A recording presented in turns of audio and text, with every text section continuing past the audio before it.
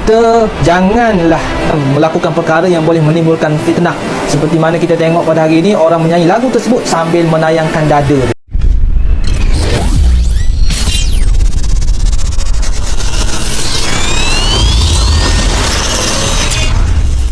Sekarang ni tengah trending lagu Aduhai Jamilah. Tapi siapa sebenarnya Jamilah ni? Lagu ni sebenarnya telah dinyanyikan oleh Jamal Mirdad pada tahun 1980-an. Lagu ni menceritakan tentang kisah simbolik tentang wanita kampung yang ayu, sopan, pandai mengaji. Anak Pak Lurah pula tu. Manisnya sampai satu kampung terpikat dengan Jamilah ni. Masa lagu ni keluar tahun 80-an dulu, Jamilah ni jadi simbol wanita idaman yang lembut, beradab tapi tetap punya daya tarikan yang luar biasa. Dan bila lagu ni viral disebabkan Q Haida, orang mulalah tertanya-tanya, manalah Jamilah zaman sekarang? Ada ke tak agaknya Jamilah tu zaman sekarang ni? Dan sebenarnya di setiap zaman memang adalah Jamilah dia sendiri. Cuma bezanya dulu mungkin Jamilah ni ramai yang pandai mengaji, tapi sekarang mungkin ramai yang scroll TikTok. Gurau je. Jadi satu benda yang saya agak kurang baiklah saya rasa adalah cara Q Haida menyanyi tu. Walaupun mungkin niat dia nak hiburkan kita semua, tapi bila dia buat di atas katil tanpa baju semua tu, ia kurang sesuai untuk tontonan umum, terutama bagi kanak-kanak. Jadi apa pendapat korang? Cuba komen dekat bawah. Lagu lawas Indonesia kembali mencuri perhatian publik. Dan uniknya, kali ini bukan di Indonesia, tapi di Malaysia. Lagu Jamilah, karya Jamal Mirdad, yang dulu meledak di era 80-an, tiba-tiba hidup lagi dan menggema di seluruh media sosial Malaysia. Dari TikTok sampai konten-konten random khas warganet Malaysia, semuanya ikut-ikutan pakai lagu ini. Fenomena ini mulai terlihat ketika banyak konten kreator Malaysia memakai Jamilah sebagai soundtrack video mereka. Dalam hitungan hari, lagu ini langsung jadi tren. Dari TikTok sampai Instagram, Jamilah menghiasi lip sync, karaoke, hingga video-videonya warganet Malaysia.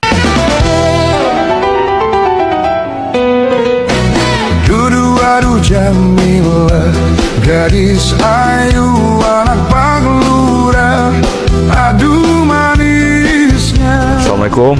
Assalam. Saya Encik Jamil. Boleh panggil saya Abang Jamil. Saya di bahagian QA, jaminan kualiti. Cik. Jamilah.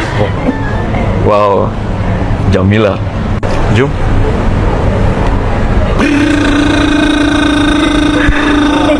Jamilah. Cik Jamilah. Tak, Jamilah yang ni. Oh, jadi. Okey tak? Jamilah. Duduk aduh Jamilah, gadis ayu anak Pak Lurah, aduh manisnya. Dia pandai berdandan, dia cantik sekali, dia juga pandai mengaji.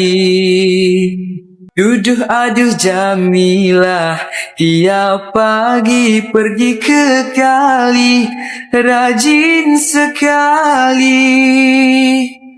Lewat depan rumahku, ku tegur dia malu, sambil menunduk dia tersipu. Ya Jamilah, oh gadis ayu, ya Jamilah, engkau ku tunggu. Aku mau melamarmu bulan depan, kita ke penghulu. Namun, di tengah ramainya tren, muncul juga kontroversi. Baik dari soal gaya joget kreatornya, sampai yang lebih absurd lagi, klaim sepihak dari sebagian netizen Malaides. Ada saja netizen Malaides yang tiba-tiba mengaku bahwa lagu Jamilah berasal dari Malaides. Padahal, begitu didengar, syairnya beda, nadanya beda, lagunya pun jelas-jelas karya Jamal Mirdad dari Indonesia. Tapi entah kenapa, tetap saja ada yang memaksa. Aneh tapi nyata. Fenomena khas yang sudah sering banget bikin netizen Indonesia geleng-geleng kepala. Netizen Indonesia pun langsung nyeletuk. Lagu udah jelas keluar tahun 80-an dari Indonesia. Kok masih mau dicaplok juga? Apa aja yang viral dianggap dari Malaysia? Sindiran pun bermunculan. Mulai dari yang halus sampai yang pedas. Hati-hati, nanti kipas angin lokal juga diklaim sebagai peninggalan alam Melayu. Aduh manisnya. Jamilah, Jamilah di antara yang beribu, hanyalah kau misi pujaan hati selalu. Senyuman jamu, budimu penawar hatiku, membuat pesakit makan pun tak lalu.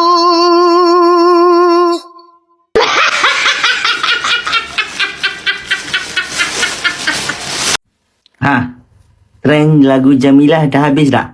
No more. Korang tahu tak siapa umpunya Jamilah ni sebenarnya? Ni tuan dia, Jamal Mirdad.